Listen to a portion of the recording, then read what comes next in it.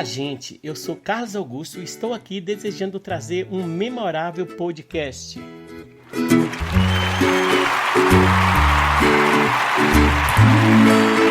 Bem, gente, quem assistiu o podcast anterior percebeu que o som do microfone ficou baixo, enquanto que o fundo musical ficou muito alto. E isso a gente já sabe que é coisa de marinheiro de primeira viagem, né?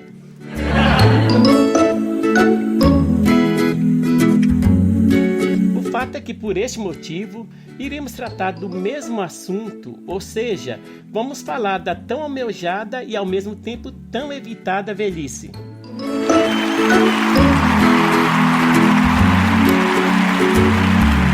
Portanto, se você ouviu o podcast anterior, não encontrará muita novidade nesse, porque a proposta é a mesma, ou seja, com base no romance e filme O Retrato de Dorian Gray e na música Robin Naum, ou Jovem Ainda, de Roberto Bolanhos, vamos pensar em porquê e como lidar com a inevitável certeza da morte e com a questão paradoxal que envolve a velhice.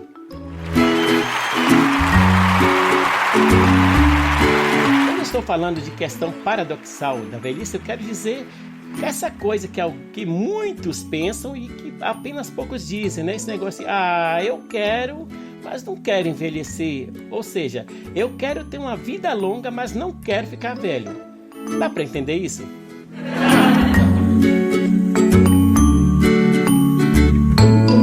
Dá para entender sim quando a gente pensa que a velhice ou a velha idade, a nova idade, está muitas vezes relacionado com vários parâmetros, e os três principais é o tempo de existência, a aparência e o grau de utilidade. Ou seja, quando alguma coisa foi produzido em determinado tempo, a gente fala, tem tanto tempo, é novo, é velho. Ou a aparência, não está tão bonito quanto antes, já é porque já está velho. Ou o grau de utilidade, não funciona bem como funcionava antes. Aí a gente fala, está velho também. Então, são esses três parâmetros os mais usados para definir o que é velho e o que é novo. Nós usamos isso.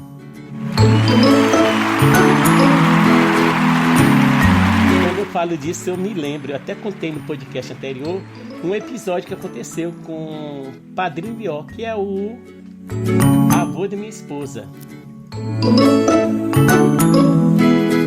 Ele contava que uma certa feita alguém chegou para ele e falou: "Seu Lió, o que é que eu faço para não ficar velho?" E é claro, ele respondeu: é só morrer novo."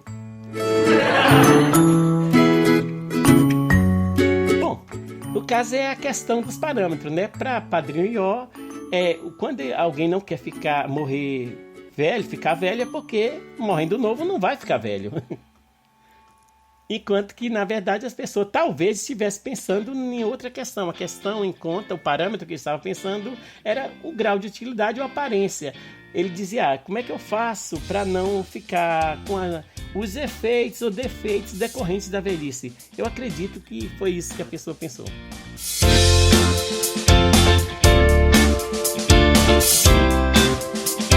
Mas o caso é o seguinte, eu acredito, tenho tudo para acreditar que o que leva alguém a ficar preocupado com a velhice não é o acúmulo de data, não é o acúmulo de tempo vivido, não. É exatamente as deficiências ou as dificuldades que acompanham a velhice, aquela falta de capacidade de ação, a redução da capacidade de ação, e também porque perde aquela beleza que é muito comum na juventude, né? Não é dizer que a juventude só que é a detentora da beleza, de maneira nenhuma, né? Toda fase da vida tem a sua beleza. O bebezinho careca e banguelo é lindo, alguns. Mas na juventude se acumula mais a beleza porque a pessoa já está em formação e o corpo está realmente muito bonito. Então a beleza geralmente encontra mais espaço na juventude. É tanto que a gente ouve já alguém dizer há muito tempo: coisa bela é a juventude. Mas como já dissemos, a velhice também é bela, tem a sua beleza. Mas é um fato inegável que o ser humano quer manter aquela beleza e a capacidade de ação que é muito comum na juventude, que se tem muito na juventude, né? mundo sabe disso, e principalmente as clínicas de estética, as indústrias farmacêuticas, a indústria de comércio, cosméticos, as academias, enfim, todo o ramo de atividade que visa ajudar a pessoa a manter a juventude. Aí a gente pensa, isso é coisa desse povo agora, é nosso século que está muito preocupado com o negócio de beleza, mas não é bem assim não. Digo totalmente só a beleza, mas a habilidade e a agilidade que há é muito comum na juventude. E como eu disse, não é coisa de agora não, de jeito nenhum. Isso aí acho que desde o princípio, acho não, com certeza tem registro disso, né? Eu sei que a gente sabe também que assim que veio o conhecimento da vida, assim que veio o conviver com a vida, o ser humano pensou assim em duas coisas. Primeiro, ele queria ser imortal. Ninguém queria morrer.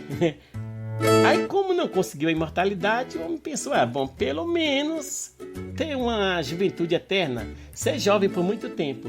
Então isso é desde o princípio. Aí eu citei um mito que agora eu vou citar de novo. Eu citei no podcast anterior. Estou falando da Enuma-Elixe, que são os escritos em tábuas de argila, em letras cuneiformes, que foi encontrado na biblioteca de Nínive, naquela região da Mesopotâmia.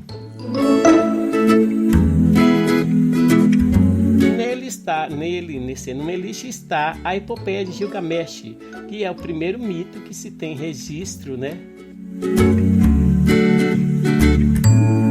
Então, quem era Gilgamesh? Gilgamesh era um titã que tinha 2/3 de Deus e 1/3 de homem.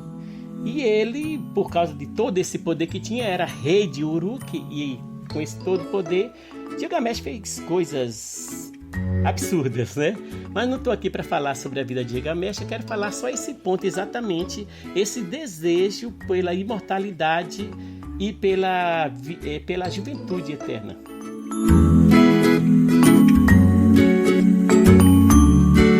Gilgamesh, em determinado momento, ele perdeu o seu amigo, grande amigo, Enkidu, que era também um titã. Após chorar muito e lamentar bastante, Gilgamesh teve uma consciência, brilhou uma luz na cabeça dele. Poxa, se Enkidu morreu, eu também vou morrer. Aí ele falou, poxa, eu preciso evitar esse negócio. Aí conversou com a mãe dele, que é uma deusa, e também com outras pessoas. Aí ficou sabendo, já sabia, não sei, mas foi incentivado a procurar por Utnapishtim, que era o único ser humano que era imortal.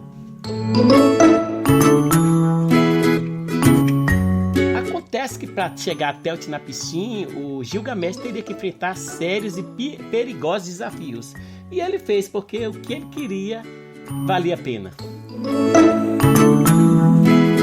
Ele pensou, se for para morrer eu morro, vou morrer de qualquer jeito, então pelo menos vou tentar.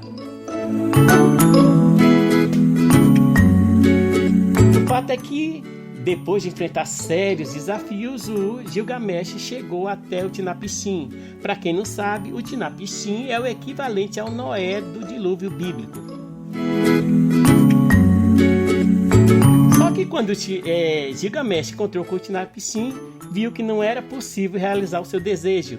Utnapishtim falou para ele, eu sou aquele que participei, que criei, que fiz a arca e para o grande dilúvio que aconteceu.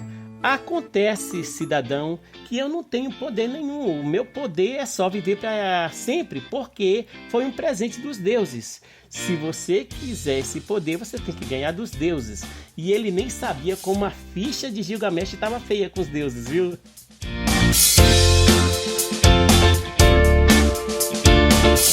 Gilgamesh desencantou, ficou triste e adormeceu. E quando acordou, depois de 7 noites e 6 dias, ele resolveu se arrumar para cair fora. Aí a mulher de Utnapishtim falou, que dó desse cidadão que veio de tão longe, está exaurido e não vai conseguir o que ele mais queria. Aí Utnapishtim entendeu que a mulher dele estava querendo que desse uma forcinha para Gilgamesh. E foi o que Utnapishtim fez.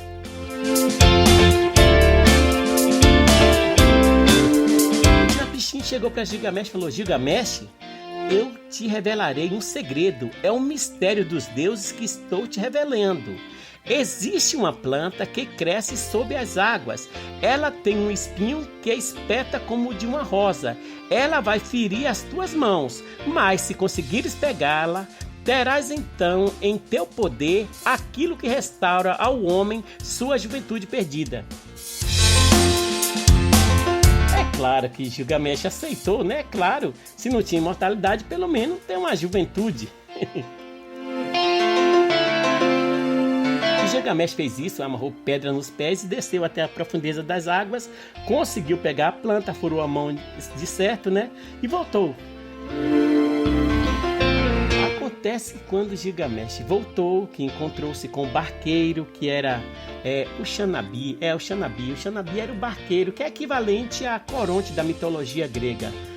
Foi aquele exatamente que trouxe Gilgamesh até esse outro lado do oceano para encontrar com Utnapishtim. Aí ele chegou para o Xanabi e disse: vem ver esta maravilhosa planta, suas virtudes podem devolver ao homem toda a força perdida. Eu levarei a Uruk e lá eu darei para a planta para que os anciãos comam. O nome dela será Os Velhos Voltaram a Ser Jovens. E finalmente eu mesmo comerei e recuperarei toda a minha juventude perdida. Acontece que Gilgamesh achou de se banhar em um determinado lago. Aí então deixou a planta do lado de fora na margem, é claro. Então diz que uma serpente sentiu o odor da planta e arrebatou a planta. E imediatamente soltou a pele, né? Descascou. E então Gilgamesh chorou terrivelmente porque ele perdeu toda a capacidade de ação, ele perdeu a capacidade, eu não queria usar essa palavra capacidade, ele perdeu aquela coisa que ele tinha buscado conseguir, né, que era a sua segunda opção, ou seja, a juventude eterna. Ele perdeu o poder de levar essa graça, essa maravilha para a sua comunidade, para o seu povo. É tanto que ele diz o seguinte, quando ele viu que a serpente levou a planta, ele diz assim: pobre de mim, que tinha conseguido algo tão especial, tão extraordinário e por fim acabo de perder. Bem, gente, mas como eu já disse, essa não é uma das obras que eu quero citar. Eu falei que ia citar o retrato de Dorian Gray e também a música do Chaves, né? Que é Robin Naum, ou seja, jovem ainda. E é disso que eu vou tratar a partir de agora, tá? Mas o que eu quero dizer é que esse desejo de permanecer jovem, de não ficar velho, isso é coisa de muitos e muitos anos. Como eu falei, esse mito tem mais ou menos 4.000 anos, né? É a epopeia de Gilgamesh.